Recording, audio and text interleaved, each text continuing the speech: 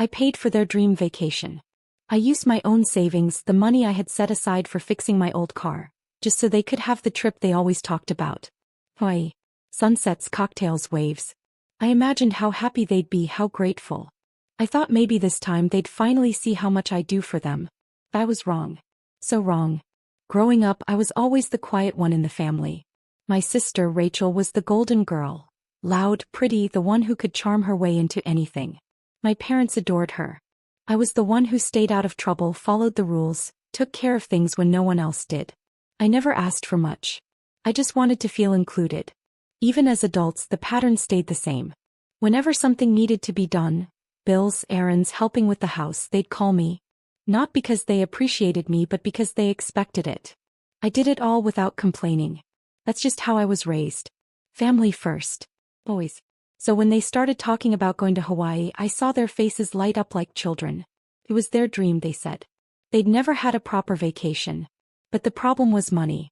Dad had been out of work for a while, and Rachel said she was trying to catch up on credit cards. Mom just sighed and said, "It's just not in the budget." I offered to help. I didn't think twice. I'd been saving up for nearly 2 years. I told them I'd cover the flights and hotel as a gift. "You deserve it," I said. "You've done so much for me." That part was a lie, they hadn't, not really. But I wanted to believe, saying it would make it true. I wanted to believe it would finally bring us closer. They smiled and hugged me. Mom said, "You're such a sweetheart." Rachel kissed my cheek and called me her angel. For a brief moment, I actually felt like I belonged. But a week before they left, Rachel pulled me aside and said, "Hey, we were thinking, maybe you should stay back and watch the dog. You know how Max gets when he's left with strangers." I blinked. "You want me to stay home?" Dad chimed in from the kitchen, "It's not a big deal, honey. You can just stream it with us." And just like that, the ticket I never received made sense. A few months before the trip, I had already started noticing the same patterns repeating, just like they always had. My family never directly said I didn't matter, but their actions spoke louder than any words ever could. I was the one they called when they needed a ride, when the bills were overdue, or when someone needed to be bailed out of a mistake. Usually Rachel's. And somehow every time I showed up. I always showed up. I remember this one night in February. Rachel had forgotten to pay her rent again, and called me crying about how her landlord was threatening to evict her. I transferred her the money within minutes. She said, "You're literally the best, sis. I'll pay you back next week, promise."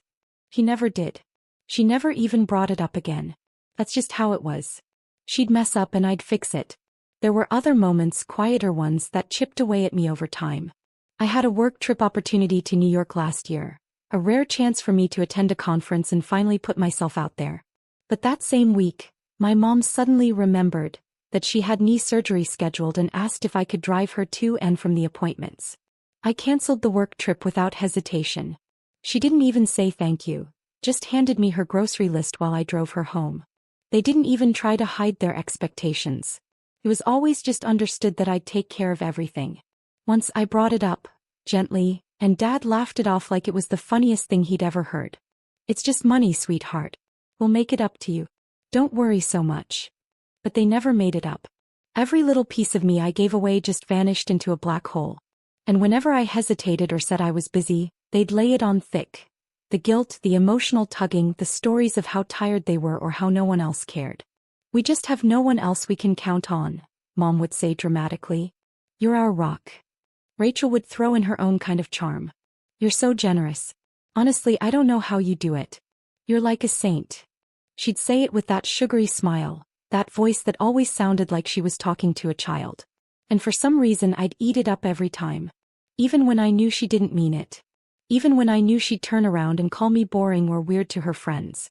Looking back, I don't know why I kept doing it. Maybe I was still that little girl hoping to be loved the same way they loved Rachel. Maybe I thought if I kept giving, one day they'd give back. But that day never came. So when the talk of Hawaii started, I thought, maybe this is it. Maybe this time they'll include me, thank me, and treat me like I matter. I was so ready to believe that things had changed. I helped Rachel browse for resorts on her phone, sent Dad links to flight deals, and even used my credit card to book everything once they chose the dates.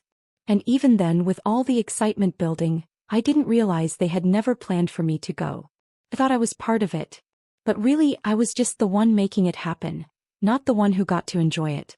I was the one who planned everything. I spent hours comparing hotel packages, checking flight prices, looking up the best beaches, restaurants, and even local tours they might enjoy. I made spreadsheets, organized dates, and double-checked everything to make sure it all went smoothly. Rachel would scroll through her phone and say things like, "Oh, this one has a spa. Put that on the list." Dad would text me random links to hotels at 2 a.m., and I'd wake up and respond like a travel agent on standby. I even helped them sign up for travel insurance. I thought I was part of it. That was the part that hurt the most. I thought this was our trip. Then one evening as we were finalizing the bookings, Rachel casually said, "Oh, by the way, we've been thinking. It's probably best if you stay back." I looked at her confused. "What? Why?" She gave a little shrug like it wasn't even a big deal. "Someone needs to stay with Max. He gets really anxious when he's not with someone he knows." Max, our family dog, was sweet and old with cloudy eyes and a bad back. I loved him, I really did. But in that moment I couldn't believe what I was hearing. "You want me to stay and dog sit while you all go on the vacation I paid for?" Dad looked up from his tablet and said, "It's not a punishment, honey. Max needs you. And you know how expensive pet hotels are. Plus, you're not really the traveling type." Mom chimed in from the kitchen, not even making eye contact. "You don't even like traveling. You always get tired and complain about the heat." That wasn't true. I just never got the chance to enjoy anything because I was always the one handling the logistics. I opened my mouth to say something, to protest, but they all looked at me like I was being unreasonable. Like I was making it hard for them. "We're not leaving you out," Rachel said, placing a hand on my arm with that fake smile of hers. "We'll send you pictures. You can even stream with us. It'll be like you're there." The guilt they layered on was so thick I could barely breathe under it. I didn't want to upset them. I didn't want to be the one who ruined everything. So I swallowed my pride. The morning they left, I stood at the door with Max beside me. My sister was wearing a sun hat and laughing. My parents were all packed and full of excitement. I held the door open, smiling weakly as they wheeled their bags to the car. "Take care of Max," Mom called. "We'll text when we land," Rachel added. I waved, still smiling even as my chest burned. The door closed with a soft click and I was alone. It was just a few hours after they landed when my phone buzzed. It was a message from Dad, short and cheerful like always. "You can just stream it with us like you're here." Attached was a link. Some live stream from their hotel balcony. The ocean stretched behind them in deep, perfect blues, the sun golden over the horizon, and the sound of waves crashing gently in the background. They were smiling, holding drinks with tiny umbrellas, laughing like nothing in the world had ever gone wrong. I stared at the screen for a long moment. My hands were still wet from washing Max's dog bowl. I hadn't eaten since breakfast. There I was, in my old sweatshirt on my couch, surrounded by chewed-up toys and a laundry basket I hadn't had time to fold. And they were in paradise. Without me. I clicked the link anyway because a small part of me still hoped maybe they'd say something. A quick "we miss you," or even "wish you were here." But it never came. Instead, I watched as Rachel flipped the camera toward her cocktail and giggled. "Look at this. The hotel said it's their signature drink," she said, turning it back around to show her perfect teeth and golden tan. Then Dad chimed in, holding up his phone. "Smile, everyone. Let's send this one to your aunt." Mom was already posing. I wasn't in their thoughts, not even a passing mention. A few minutes later, Rachel posted a picture on social media. It was them standing in front of a waterfall. She'd captioned it, "Best family vacation ever." No mention of me. Not even a tag. As if I didn't exist. As if I hadn't booked the hotel they were standing in, paid for those flights, sacrificed my time, my money, and my dignity. I turned off the phone. My chest felt hollow. I sat down beside Max and rested my head on his fur. He licked my hand softly like he could feel the shift in my mood. That was the moment it changed. The sadness, the guilt, the constant need to be enough. It all began to burn away. Replaced by something colder. Something sharper. I had always been the helper, the giver, the afterthought. But I wasn't going to be that anymore. They thought I was just a quiet little dog sitter. They were wrong. It wasn't something I planned out of spite. In fact, it started years ago. Long before Hawaii, long before the hurt. Back when Mom called me late one night, whispering through tears that they were behind on the mortgage. She'd begged me not to tell Rachel or Dad. Just help me this once, sweetheart. You know how proud your father is, she'd said. We'll pay you back. I was fresh into my new job back then. I didn't have much, but I'd always been the one they called when things got tough. So I stepped in like always. I took over the payments. Quietly. Month after month. I didn't want anything in return. Just the peace of knowing they wouldn't lose the house. That's how I'd always been raised. Family first, even if it meant putting yourself second. Eventually, Mom asked if I could handle the property taxes too. It's just until your father gets his bonus, she said. That bonus never came. But the bills did, and I kept paying them. I don't think they even noticed after a while.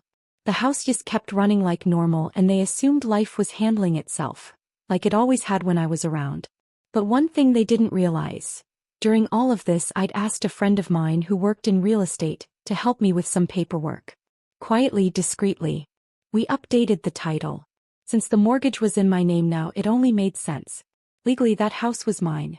I had the documents. The right. They still treated it like theirs, like I was just living in their spare room. Rachel would still call it Mom's kitchen, and Dad still bragged about his garden, though he hadn't mowed the lawn in years. They'd talk about renovations they wanted to do after the trip, as if I wasn't even part of the conversation. But I kept the truth to myself. Until that live stream. Until that caption. That night, after logging off and letting Max curl up beside me, I walked to my drawer and pulled out the folder. I ran my fingers over the papers. Title deed. Tax receipts. Bank statements.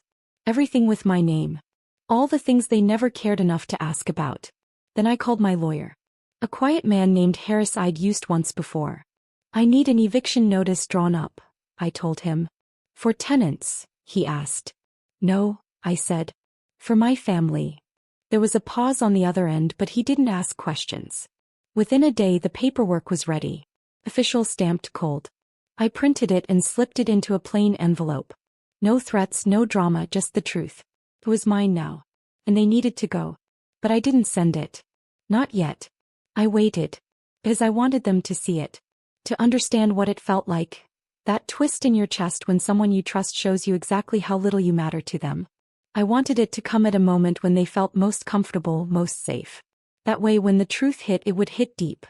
So I placed the envelope on my desk and waited for their return. The locks hadn't changed. Yet. But the days of me being their doormat were over. I woke up that morning with a sense of calm. It wasn't the kind of calm you feel when everything is going smoothly. No, this was the calm that comes before a storm. The quiet that fills the space before you do what needs to be done. Max the dog was on the couch, curled up in his favorite spot. He barely even opened his eyes when I walked past. His peaceful face almost made me second-guess myself. But I knew what I had to do. This wasn't about the dog. This was about me. This was about finally taking control. I grabbed the tools from the drawer. A small crowbar, the new locks I'd purchased, and a screwdriver. The old locks on the doors had been the same for years. The kind that creaked when you turned them. Now they felt like they were mocking me, mocking the years of sacrifices I'd made for a family that never saw me. I started with the front door. The hinges groaned as I unscrewed the old lock, taking it off piece by piece. Max looked at me, then yawned and closed his eyes again. He wasn't bothered. Maybe he knew something I didn't. Once the new lock was in place, I moved to the next door and then the next. I made sure to film everything, the video capturing the clicking of each lock as I changed them one by one. I wanted them to feel this. I wanted them to hear it. I took the phone in my hand, paused for a moment, and then I pressed send. The message was simple. Live streams on. Welcome back to reality. I hit send, and for the first time in a long time I felt a strange satisfaction. The sound of the locks snapping into place echoed in the empty house. It was the sound of change. Of something irreversible. Through the window I could see a few of the neighbors walking by, and I saw some of them glance at me. They knew the story. The neighbors had seen the years of neglect, the way my family took me for granted. They had watched me give, and they had seen nothing in return. Some of them gave me a small nod of approval, a quiet thumbs up as they passed.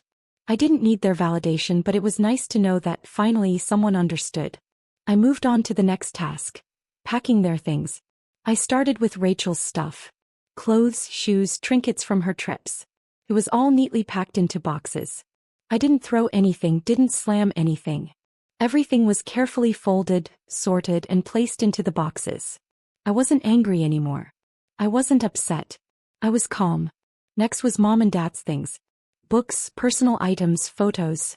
Everything they had left around the house, cluttering the space like they owned it. It all went into boxes. I didn't need to argue. I didn't need to shout. I just quietly packed everything they had brought into this house, everything they had left in it, and moved it to the garage. Through it all, Max never moved from the couch. He watched the whole thing. Maybe he understood. Maybe he didn't. But he didn't make a sound.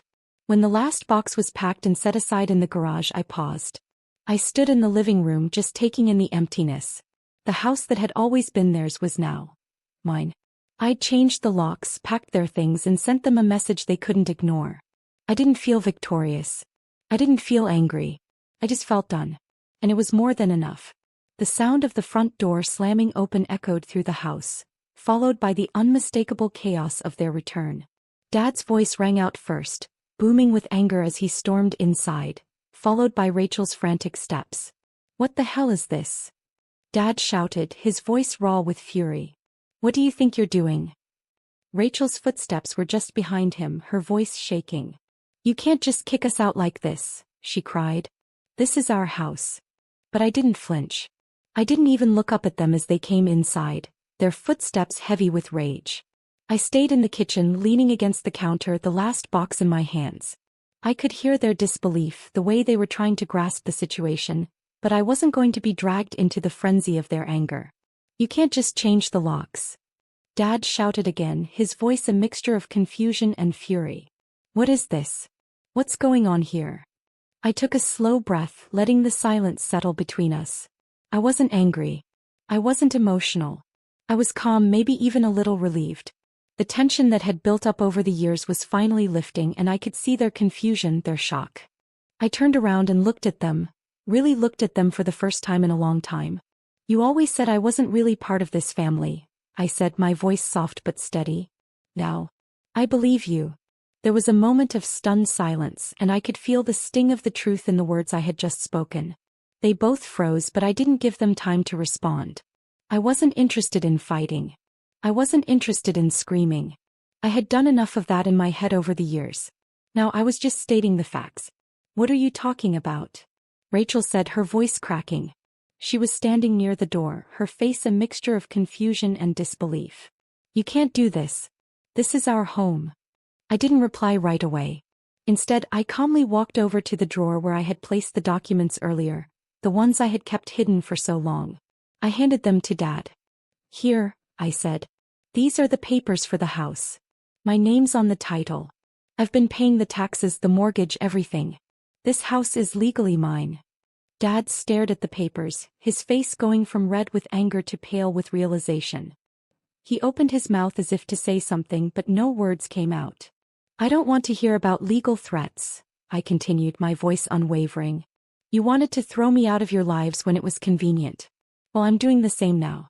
Legally, I don't have to keep you here. I have nothing more to say to you." Rachel's voice broke as she stepped forward, her hands shaking. "Please, please don't do this. We're sorry. I didn't mean it. I was wrong. Please don't leave me like this." She was crying now, tears streaming down her face. I couldn't let myself be swayed. I had been the one who was always there, the one who had sacrificed everything. But now I had nothing to give. I stood still for a moment, watching her. "It's too late for apologies now," I said quietly. "You had your chance to treat me like family. But now, it's over." I didn't yell. I didn't need to. I turned my back on them, letting the quiet of the house fill the space where their anger used to be. I walked to the door without another word, leaving them standing there, helpless. As I stepped outside, I felt something shift.